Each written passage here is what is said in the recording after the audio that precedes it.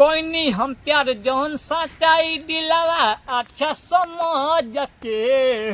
हाँ हाँ कोई नहीं हम प्यार जौन सच्चाई दिलावा अच्छा समझ के। तो उहे छोड़ दिल दिया हमारा के बच्चा समझ के। तो उहे छोड़ दिल दिया हमारा के दिल बच्चा समझ के। बच्चा समझ चांदनी चांद से होती है, चांदनी चांद से होती है सितारों से नहीं। चांदनी चांद से होती है सितारों से नहीं। मोहब्बत एक से होती है हजारों से नहीं। ठीक है ना।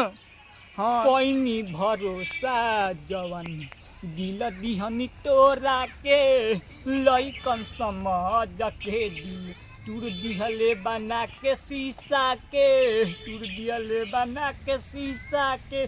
अरे जौन ले अरे सुनना रे। हाँ हाँ कोई नहीं भरोसा जवन दिल दिहनी तोरा के लइकन समझ के दिल टूर दिहले बना के शीशा के। टूर दिहले बना के शीशा के। जीता हूँ तेरे नाम लेकर मरने के बाद अंजाम होगा। जीता हूँ तेरे नाम लेकर मरने के बाद अंजाम होगा। कफन चीर कर देख लेना न्यू ठोकी राजा के नाम होगा, इनाम होगा। कोई नहीं बेवफाई सुनो ये जन अपन दिल बिछड़ाई के। कोई नहीं बेवफाई सुनो ये जन अपन दिल बिछड़ाई के।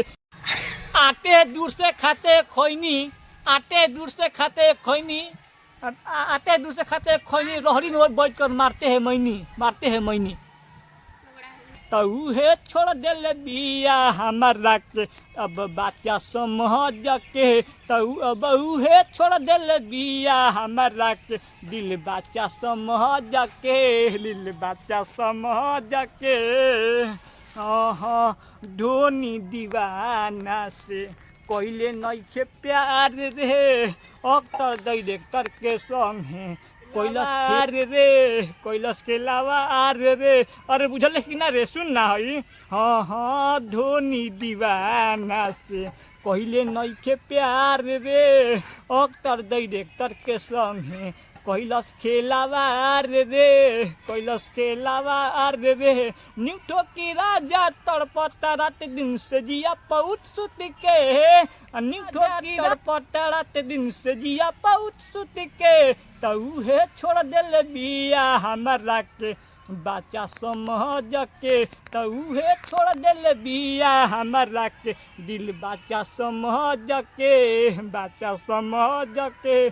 कोई नहीं हम प्यार जौन सच्चाई दिलावा अच्छा समझ के। हाँ कोई नहीं हम प्यार जौन सच्चाई दिलावा अच्छा समझ के। तो उहे छोड़ दिल बिया हमारा के बच्चा समझ के। तो उहे छोड़ दिल बिया हमारा के दिल बच्चा समझ के। दिल बच्चा समझ के। अरे कहाँ जाई रे बोलना।